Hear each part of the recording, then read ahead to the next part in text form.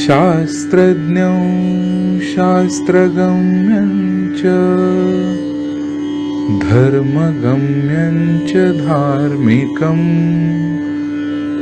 निस्संगं सकलाधारं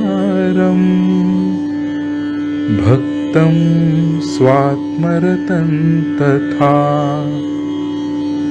वाग्मिनौ शान्तमूर्तिं च भक्तदुःखप्रणाशनं योगिनं माधवानन्दं सोऽहं रूपं नमाम्यहम्।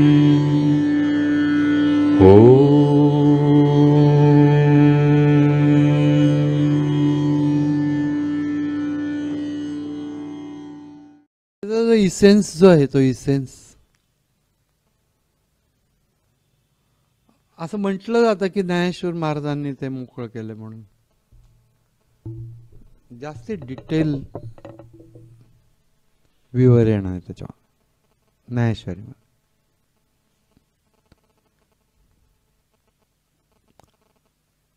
जास्ती डिटेल विवरण एवढंच नव्हे तर ते जास्ती सूक्ष्मपणे.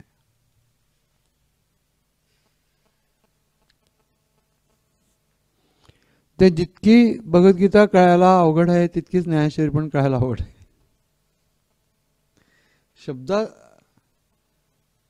कधी कधी कळतात म्हणजे, पण जनरली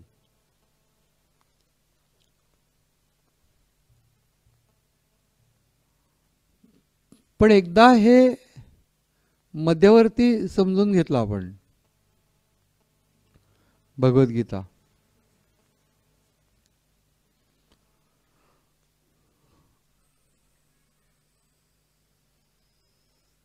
त्या भगवद्गीतेतलं सुद्धा आपण नित्यपाठाचा भाग बघतो आहोत की तिथलं पण सिलेक्टेडच बघतो.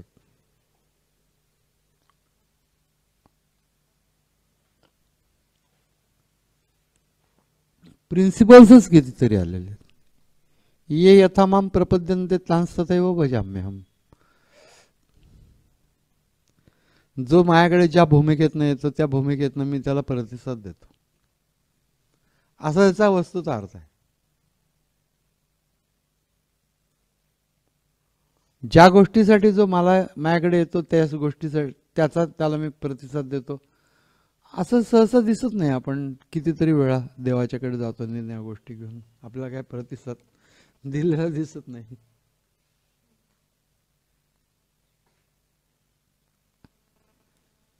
म्हणजे रूल्स अँड रेग्युलेशन्स हे वेगळे वेगळे असले पाहिजेत.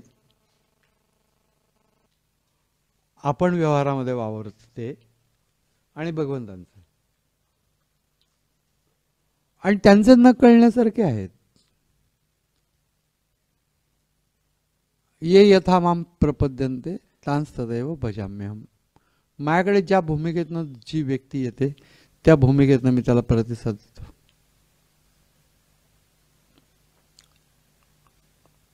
जनरल प्रिन्सिपल आहे.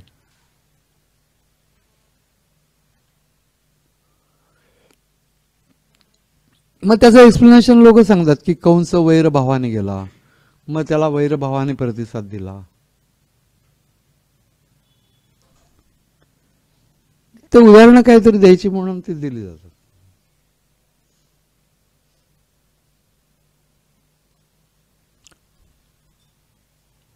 भक्तांशी वेगळं बिहेवियर आणि दुष्टांशी वेगळं बिहेवियर, व्यवहाराचा भाग आहे तो. ये यथा माम प्रपद्यन्ते तांस्तथैव भजाम्यहम्. ज्या भूमिकेतनं जो माझ्याकडे येतो त्याची ती भूमिका बाह्य दृष्टीने त्यांनी जगाला दाखवली नसली तरी मला आतून कळत असते की काय भूमिका. मोठ्या भक्तिभावाने आल्यासारखं दिसतो, परंतु त्या पोटामध्ये कुठल्या तरी प्रकारची कामना असते आणि त्या कामनेच्यासाठी म्हणून तो देवाकडे गेलेला असतो आणि त्याला मग तो त्याला प्रतिसाद का नाही देत.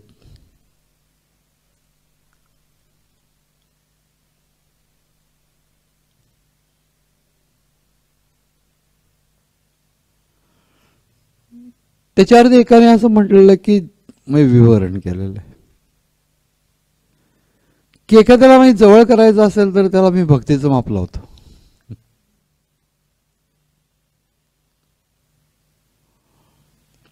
आणि एखादी गोष्ट त्याला जर का सहेतुक पाहिजे असेल तर कर्माचं माप लावतो.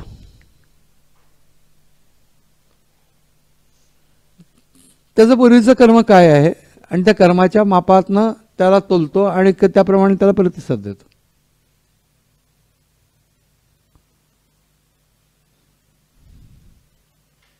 म्हणून कबीरांनी असं म्हटलं की साहेब मेरा बानिया सहज करे व्यापार बिन दांडी बिन पालटी तोले सब संसार.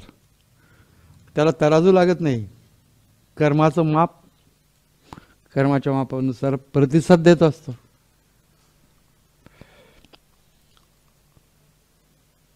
पण भक्तिभावाला काही महत्व नाही आहे का? तर महत्व आहेच आहे. अंतःकरणाची भूमिका प्रो भगवंत होणे.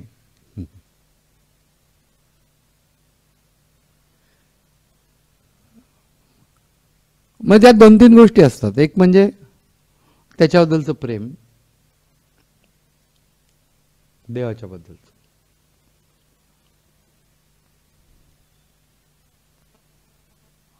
सहज प्रेम म्हणजे असं काही नाही की दाखवादाखवीचं प्रेम नाही. सहज प्रेम, नैसर्गिक.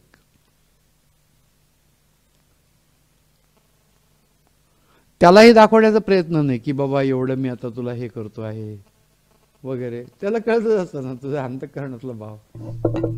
एक फुल वाहू नकोस, काही नाही केलंस तर नुसतं मनातल्या मनात परमेश्वराचं स्मरण झालेलं असेल, मनोमन नमस्कार घडला असेल, पोचलेला असतो. बाह्यकृती काही केलेली नसली, करत नसला तर देखील अंतःकरणाशी संबंधित असतं. अंतःकरण जर का ईश्वराशी युक्त झालेलं असेल, प्रेमाने थोडे 2-3 क्षण गेले तरी पवित्र होऊन जातं.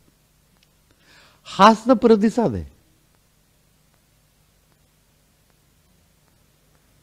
चित्त पवित्र होणं, प्रसन्न होणं हा तर प्रतिसाद आहे.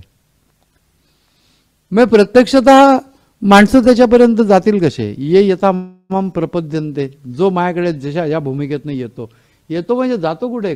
कुठे भगवंत? त्याच्याकडे जाणार कसा? मनानेच. दुसऱ्या कुठल्या माध्यमाने जाणार?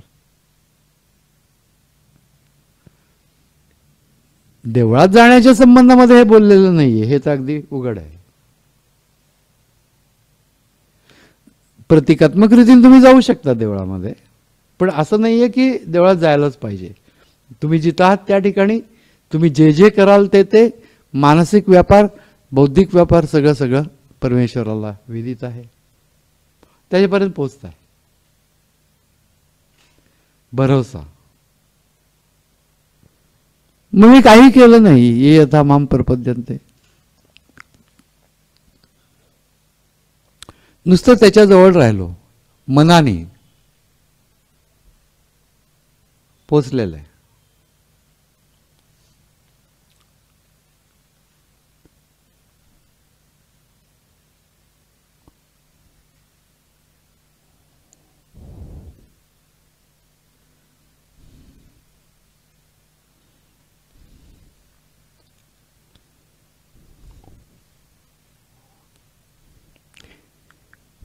गोंदवलेकर महाराजांचे एक शिष्य होते.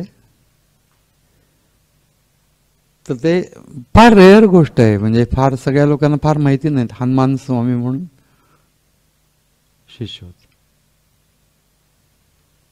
तर ते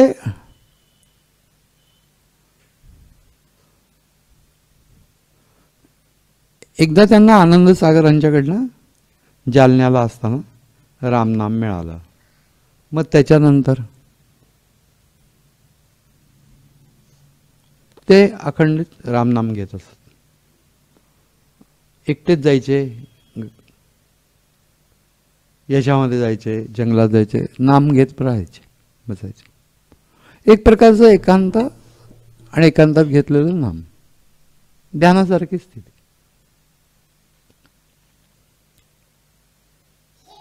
आणि त्या सगळ्या गोष्टींना त्यांना समजून निरनिराळ्या गोष्टी येत असत. ते एकदा महाराज कुणालाही न कळवता, आनंद स्वामींना पण न कळवता अचानक जालन्याला गेले. अचानक जालन्याला गेले त्यावेळेला एक साधारणसा माणूस त्या ठिकाणी स्टेशनवर त्यांचं सामान उतरून घ्यायला उभा होता.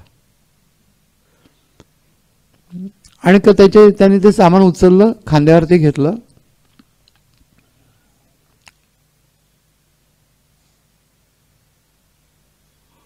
आणि त्यांच्या बरोबर जे होते महाराजांचे ते म्हणले, महाराज हा माणूस कोण आहे तुम्हाला माहिती आहे का? ते म्हणले नाही माहिती.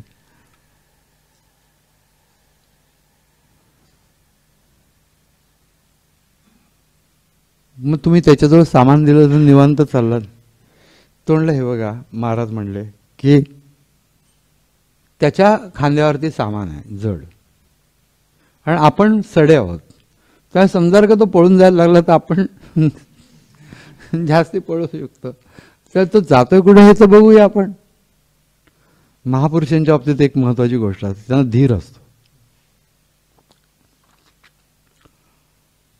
आणि त्याने काही कुणाला न बोलताना मुजरा केला आणि का सामान घेतलं खांद्यावरती चालायला लागला होता. आणि तो आनंद सागरांच्या घराच्या तिथं आला, त्या ठिकाणी सामान ठेवलं आणि बाजूला हात जोडून उभा राहिला.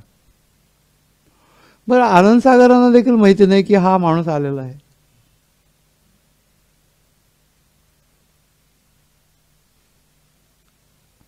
महाराज आलेले आहेत. आश्चर्याचा धक्का बसला त्यांना. मग ते सगळं त्यांनी आतमध्ये घेतलं वगैरे सामान वगैरे. आणि महाराज आलेल्या आनंदामध्ये कुणी त्यांना आणलं, हा जो काय चमत्कार झाला हा कोणाच्या लक्षात नाही आला.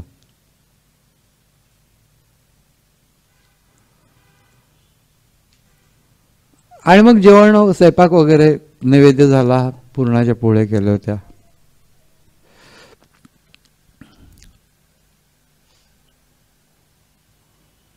आणि तो आल्यानंतर तर तो असं बाजूलाच उभा होता.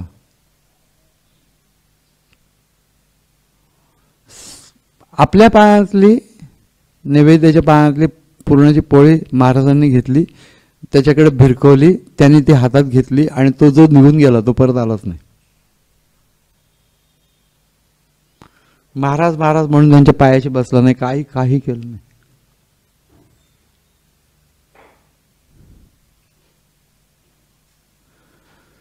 महाराज नेहमी त्याचं कौतुक करत असत नाही. पुढे त्या इतर शिष्यगण असं म्हणायचे की महाराज तो तर कधी इथे येत पण नाही.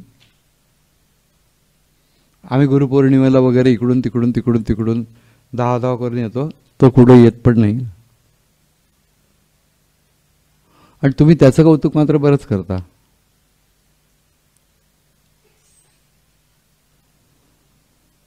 तेव्हा महाराज म्हणले की काय करणार रे, तुम्ही लांब लांब राहता ना, त्यामुळे गुरुपौर्णिमेला तुम्हाला लांबून यायला लागतं. पण त्याच्यापाशी असा काळच नसतो की मी त्याच्याजवळ नसतो. मी त्याच्याजवळ नाही असा काळच नसतो, त्यामुळे त्याला माझ्याकडे यायला लागत नाही. ही स्थिती आहे. आणि महापुरुषांनाही कळून जातं. ये यथा माम प्रपद्यन्ते, आता आला नाही, काही गेलं नाही, महाराजांना माहिती आहे की तो माझ्याजवळ आहे. याचं कारण की त्यांचं सामर्थ्य आणि त्याचं आवाहन,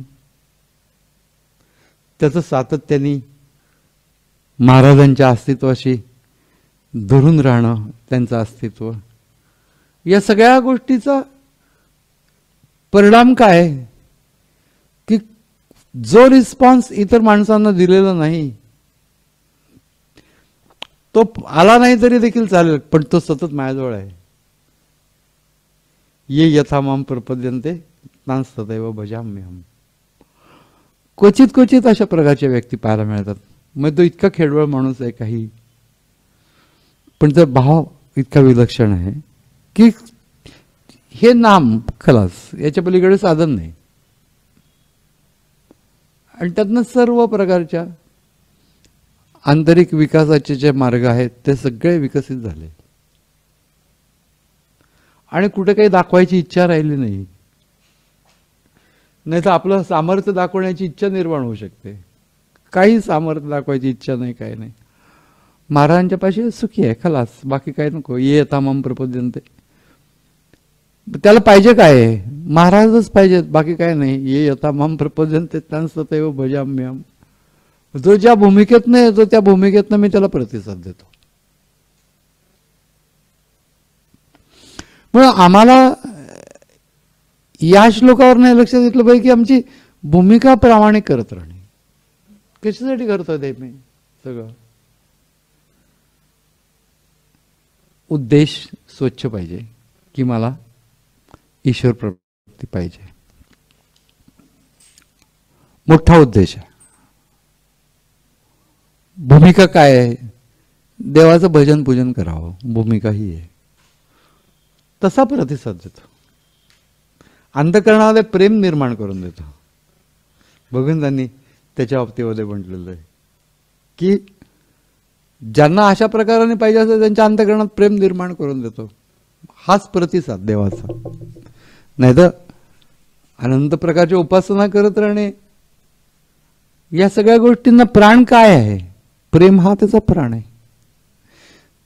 ते जर का नसेल तर मग ते सगळं निष्प्राण, अशा प्रकारचं नुसतं कर्माचं कलेवर असं त्याला म्हटलं नाही. एक फुल वाईल कुठेही असेल, काहीही असेल, कुठल्याही परिस्थितीत असेल, अध्यात्म भूमिकेतनंच बघायला पाहिजे याच्याकडे. व्यावहारिक भूमिकेतनं या श्लोकाकडे बघता कामा नाहीये. कारण की एकतर गीता हा अध्यात्म ग्रंथ आहे आणि जनरलाइज जरी का प्रिन्सिपल मांडलेलं असलं तरी ते तत्वासंबंधामध्ये बोललेलं आहे की देव प्रतिसाद कसा देतो. ज्या भूमिकेतनं तुम्ही जाल त्या भूमिकेतनं प्रतिसाद मिळेल. भूमिका प्रामाणिक ठेवा. आपली भूमिका आपल्याला कळते की चुकीची आहे, बरोबर आहे. चुकीचीच असते असला भाग नाही, बरोबर असते. एक तर भूमिका पहिली ही की तो आपला आहे.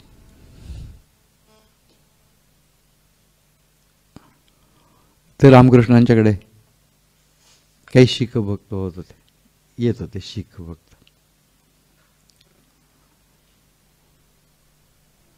तर त्याच्याबद्दल ते खूप प्रेमाने आदराने बोलत असत देवाच्या बद्दल.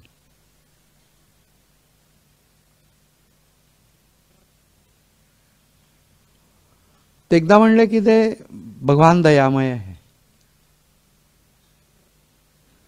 तर रामकृष्ण म्हणले दयामय काय म्हणून? तर ते म्हणले अरे त्यांनी एवढं सगळं विश्व निर्माण केलं, आपल्यासाठी एवढ्या सगळ्या सोयी निर्माण केलं, दयामय आहे असं म्हणाल काय हरकत आहे? दयामय तर ते म्हणले आहेच आहे, परंतु तो इतका आपला आहे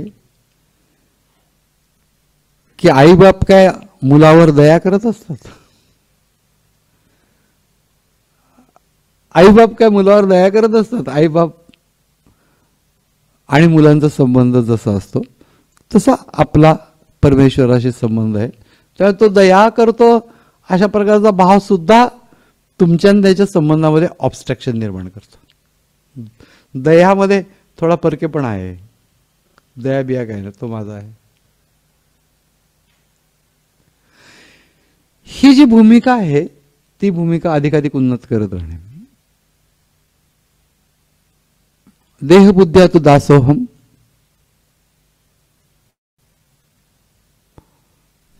जीवबुद्ध्या त्वदंशकः.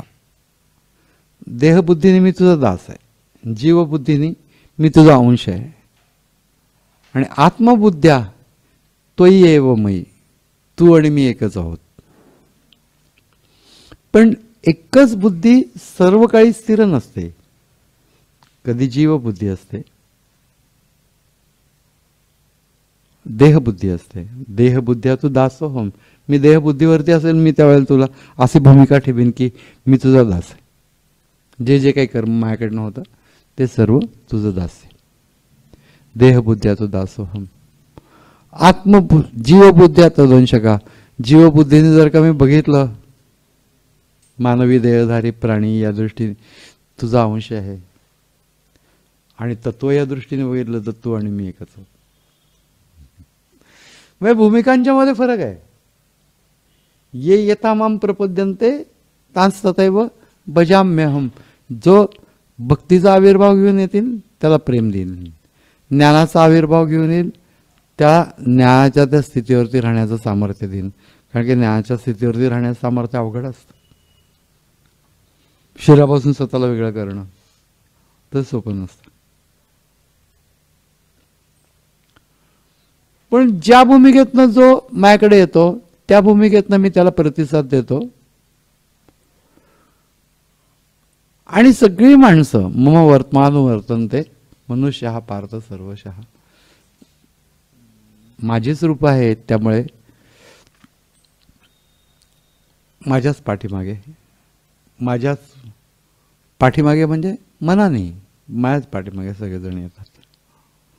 कितीही बुद्धिवादी असला, काही वाटेल ते असला तरी सुद्धा एकंदर जीवन एवढं मोठं आहे, त्याच्यामध्ये असणाऱ्या गोष्टी एवढ्या अनसर्टन आहेत. माणसाला कित्येक गोष्टी अनाकलनीय आहेत. असं का होतं हे कळत नाही. आश्रय घ्यायला लागतो देवाचा. आणि अजिबात लाज बाळगू नये देवाचा आश्रय घेण्याच्यासाठी. लाज बाळगण्याचा विषयच नाहीये. आपण सर्व सामर्थ्यवान थोडेच आहोत. म्हणून सगळ्यात भूमिका, सर्वोत्कृष्ट भूमिका कुठली? ज्ञानी भक्त ही सर्वोत्कृष्ट भूमिका. नुसती भक्त ही भूमिका पण श्रेष्ठच आहे, ज्ञानी ही भूमिका पण श्रेष्ठच आहे. पण ज्ञानी भूमिका जनी जाणता भक्त होऊन राह. समर्थाने म्हटलं जाणता भक्त होऊन राह ही सर्वोत्कृष्ट भूमिका आहे. की ज्ञान पण समजून घेणे, तत्वस्वरूप समजून घेणे, आपला त्याचा संबंध काय हा समजून घेणे, ही तत्वभूमिका आहे. आणि असं असलं तरी तो तत्वस्वरूपाचा मला प्रत्यक्ष अनुभव येईपर्यंत तू माझा देव मी तुझा भक्त, अशा दोन्हीही भूमिकांच्या मधनं राहणे. आणि दोन्ही भूमिकांच्या मधनं देव प्रतिसाद देतो. ये यथा माम प्रपद्यन्ते तांस तथैव भजाम्यहम मम वर्तमान वर्तनते मनुष्य हा पार्थ सर्वशः. जितकं बोलावं तितकं थोडं होईल असे जे काही श्लोक आहेत भगवद्गीतेतले त्यातला हा आहे.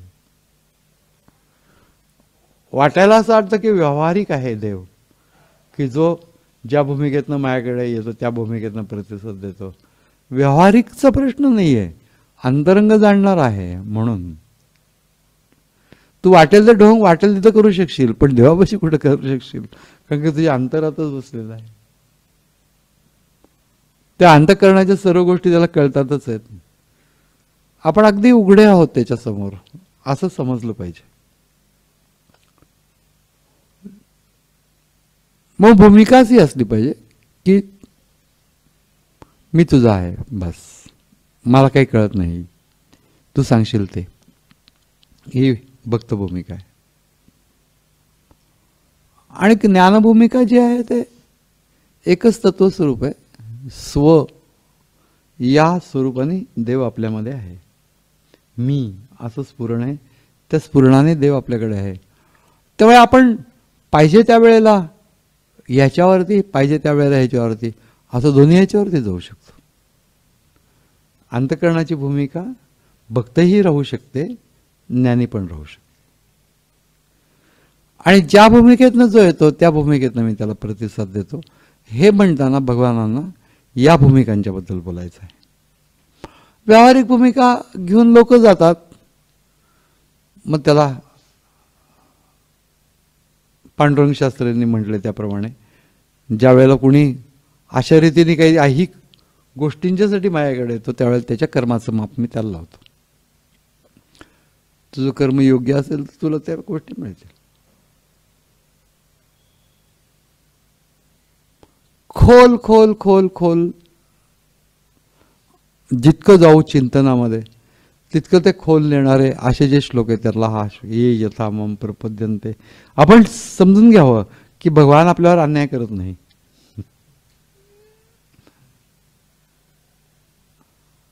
ये यथा माम प्रपद्यन्ते तांस्तथैव भजाम्यहम. तू केव्हा तरी कुठेतरी तुला अचानक गरज लागली म्हणून तू येतोस. मी इसेन्शियली भक्तिप्रेम नाही आहे, कंडिशनल आहे.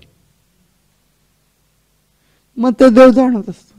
ये यथा माम प्रपद्यन्ते तांस्तथैव भजाम्यहम. मग आम्ही ओरिजिनल जे आहे त्या ओरिजिनल भूमिकेमधनं राहणं, की मी देवाचा भक्त आहे आणि तसंच राहीन. जे काही मला प्राप्त होईल ते मला स्वीकार आहे. ज्या ज्या गोष्टी मला प्राप्त होतात त्याचा मला स्वीकार आहे. देवाची इच्छा ती माझी इच्छा, अशी एक मूळ भक्त भूमिका, ती भक्त भूमिका विकसित करणे. दुसरी गोष्ट म्हणजे साधना करणे. साधना न करता केवळ भावात्मक भूमिका विकसित करत राहिले आणि ते होणार नाही. मग तुमचे साधना कुठल्याही प्रकारची असेल, नामसाधना असेल, ती तर सतोदितच असावी. ध्यान साधना करणारा सुद्धा त्याने पण नामसाधना जोपासली पाहिजे. एका ठिकाणी बसून ध्यान करतो, पण सतोदित ध्यान, अखंड ध्यान, निरूपण असं समर्थांचा समास आहे. ती स्टेज यायला वेळ लागतो, त्याला बराच वेळ आहे. नामस्मरण कर, तो आधार आहे मध्ये. म्हणून एकूण ये यथा माम प्रपद्यन्ते तांस्तथैव भजाम्यहम मम वर्तमान वर्तन्ते मनुष्य पार्थ सर्वश. माझ्याकडेच येणारे असतात, मला पाहूनच शिकत असतात लोक. तो शिकवत असतो का? प्रेरणा या स्वरूपात शिकवत असतो. तो काय हातामध्ये पाटी पेन्सिल घेऊन किंवा छडी घेऊन बसलेला नाहीये, पण प्रेरणा स्वरूपामध्ये शिकवतो. आणि ज्या प्रेरणा स्वरूपात तो शिकवतो त्यानुसार माणसं माझ्याकडे येतात असं भगवान सांगतात. मम वर्तमान वर्तन्ते. सर्वसाधारणपणे भगवान कसे वागले असे काही पौराणिक दाखले आहेत, कथांमधले दाखले आहेत. ते पाहिल्यानंतर सुद्धा वाटतं की नाही नाही असं वागायला पाहिजे, ही गोष्ट बरोबर नाही, ही गोष्ट बरोबर आहे. प्रभू रामचंद्र कसे वागले, गोपालकृष्ण कसे वागले. क्षमता आपल्या वेगळ्याच आहेत, म्हणजे त्यांची आपली क्षमता तुलनाच नाहीये. पण अनुवर्तनते म्हणजे त्यांच्या पाठीमागून जाणे. ओरिजिनलिटी माझी ही नाहीये, पण तुझ्याकडे पाहून मी शिकतो. ही नम्र भूमिका आहे आणि या भूमिकेमुळे सुद्धा अहंकार होत नाही. तुझ्याकडे पाहून मी शिकतोय. ज्या वेळेला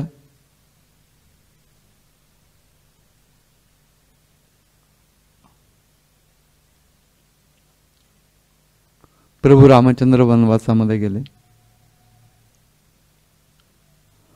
आणि मग सगळे भरत आणि सगळं राजपरिवार सैन्यासहित त्यांना भेटायला आला वनामध्ये.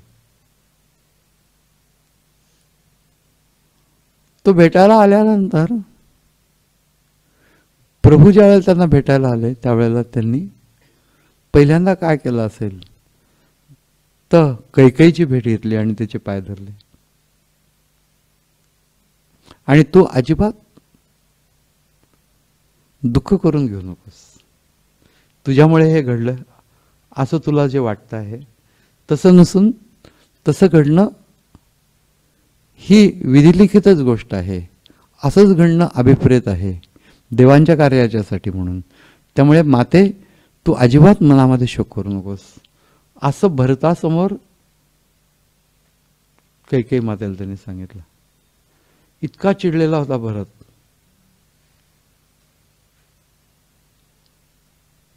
माता न तो वैरिणी. आणि अशा अवस्थेमध्ये त्याच्या समोर तिला सांगितलं की ही विधिलिखित गोष्ट आहे, असंच व्हायला पाहिजे आहे आणि देवाच्या कार्यासाठी म्हणून हे असं झालेलं आहे. त्यामध्ये तू स्वतःला दोष देऊ नकोस. म्हणून तिच्या मनावरचं दुःख पहिल्यांदा दूर केलं. हे सामान्य माणूस कसं करू शकेल भूमिका? आपण नाही शिकू शकत. इतकी पातळी अंतःकरणाची उंच व्हायला वेळ लागतो भयंकर. केवढी तरी उंच पातळी आहे अंतःकरणाची, जिच्यामुळे आपण वनवासात गेलो. भूमिकाच नाही, विधिलिखितांनुसार होता अशी भूमिका. पण अर्थातच ज्याचा जसा विकास झाला असेल त्या विकासानुरूप त्यांनी वागावं. आपला विकास झालेला नसेल तर आपण तसं वागायला गेलं तर आपण ती गोष्ट आपल्याला पचनी पडणार नाही. पण भूमिका किती उंच असू शकते. भगवानांनी या सगळ्या भूमिका जगून दाखवल्यात की किती उंच भूमिका असू शकते.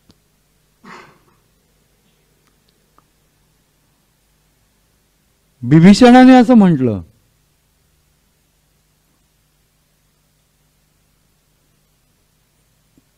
की रावणाला मी भाऊ मानत नाही, त्यामुळे त्याची उत्तरक्रिया मी करणार नाही. रावणाचा वध झाल्यानंतर त्याला मी भाऊ मानत नाही, त्याची उत्तरक्रिया मी करणार नाही.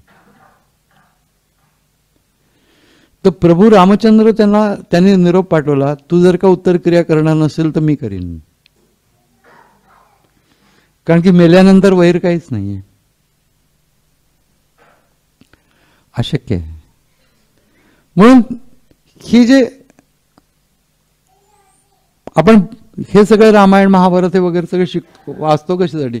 भूमिका शिकतो. आपण कुठल्या भूमिकेतनं परमेश्वराच्या जवळ जाता येतं. ये यथा माम प्रपद्यन्ते तांस तथैव भजाम्यहम्. सुंदर विषय आहे, थोडक्यात संपणार नाही. हरिओम.